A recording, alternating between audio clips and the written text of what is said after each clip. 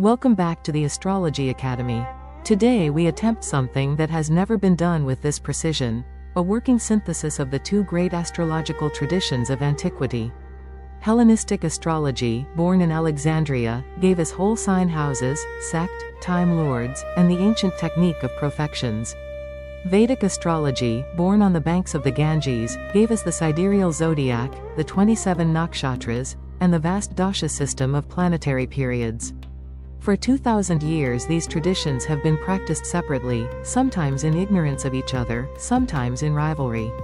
My claim today is that they are not rivals. They are two halves of a single lost system, and when they are joined, they produce a delineation method of extraordinary depth and accuracy. I call this the unified delineation system, and its founding principle is the double lens. The Hellenistic layer reads the chart in the tropical zodiac, oriented to the seasons and the sun. This is the layer of character, intention, and psychological development.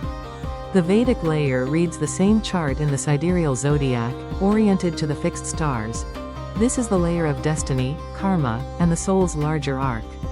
The same chart, read through two lenses, yields two truths that are not contradictory but complementary, like the two eyes of a single seer. This episode will give you the complete protocol, the double lens, the sign sect nakshatra stack, the Time Lord engine that joins profections to dashas, and the original practice I call the synthesis reading. We begin with the first lens, the Hellenistic foundation. Hellenistic astrology is the most rigorous system the West ever produced, and its three pillars are whole sign houses, sect, and the annual profections. Whole sign houses are the oldest and cleanest house system. Each sign is an entire house, and the ascendant sign is the first house. No cusps, no intercepts, no complexity. The sky is divided into 12 equal rooms of 30 degrees each. Sect is the ancient doctrine of light. A chart is either diurnal, born by day, or nocturnal, born by night. The sun is the sect light of the day chart, the moon of the night chart, and the benefics and malefics behave differently depending on which sect they serve. Sect is the first filter of the entire delineation. It tells you which planets are comfortable in their role and which are struggling. Profections are the ancient Time Lord technique. Each year of life, the ascendant advances one whole sign, and the sign of the year becomes the activated house, and its ruler becomes the Time Lord of the year. The profection is simple, verifiable, and devastatingly accurate for annual prediction. These three tools, whole sign, sect, profection, form the structural skeleton of the unified delineation system. Now the second lens, the Vedic foundation. Vedic astrology reads the sky in the sidereal zodiac, which is offset from the tropical by the precession of the equinoxes, currently about 24 degrees. That offset, the ayanamsa, is not a bug. It is the Vedic tradition's deliberate choice to anchor the chart to the stars rather than the seasons. The Vedic layer's three pillars are the nakshatras, the dashas, and the moon. The nakshatras are the 27 lunar mansions, each spanning 13 degrees and 20 minutes. Each nakshatra has a deity, a symbol, a planetary ruler, and a distinct energetic signature. The moon's nakshatra at birth is the soul's nakshatra, and in Vedic practice it is read as the deepest indicator of the self.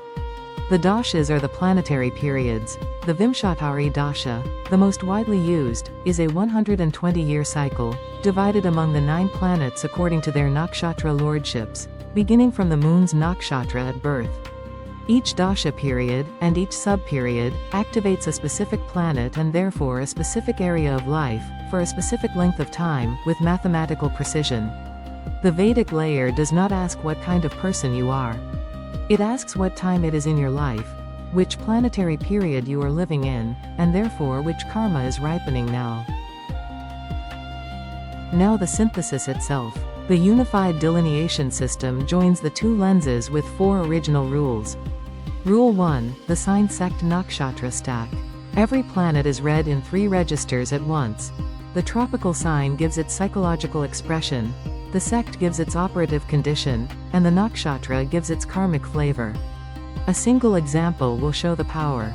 Take the moon in tropical Cancer, the sign of its exaltation, in a nocturnal chart, in the Vedic nakshatra of Pushya. The tropical lens says, emotional richness, nurture, the moon at home. The sect lens says, the moon is the sect light, the chart's guiding luminary, operating at full strength. The nakshatra lens says, Pushya, the nourisher, ruled by Saturn, the star of ritual nourishment and spiritual discipline. The stack produces a reading no single tradition could give. A soul that is deeply nurturing, but whose nourishment is not soft, it is Saturnine, structured, and earned through discipline. Rule 2, the house of the moon. In the Hellenistic layer, the moon's house shows the arena of emotional life. In the Vedic layer, the moon's nakshatra shows the texture of the emotional life itself. Together they tell you not only where the soul lives, but how it breathes. Rule 3, the Time Lord engine. The Hellenistic profection names the year's house and ruler. The Vedic dasha names the decade's planetary period and its sub-periods. The synthesis is the original rule. The year's most significant events will involve the profection Time Lord activated by the running dasha lord, especially when they form an aspect. When profection lord and dasha lord are the same planet, the year is a hinge year, a pivot of destiny. Rule 4, the eclipse chaining. Solar and lunar eclipses are read in both zodiacs. The tropical position shows the psychological theme, the sidereal position shows the karmic theme, and the nakshatra of the eclipse shows which of the 27 mansions of karma is being opened.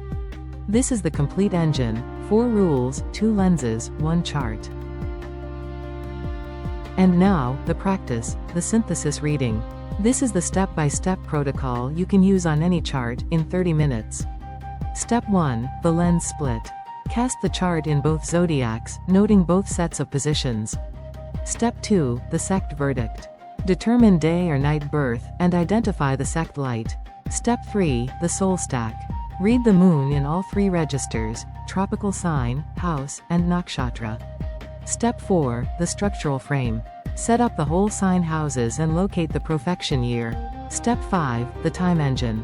Run the Vimshatari dasha to the current period and sub-period, and identify the dasha lord. Step 6, the hinge check. If the profection lord and the dasha lord are the same planet, or in strong aspect, mark the year as a hinge. Step 7, the theme.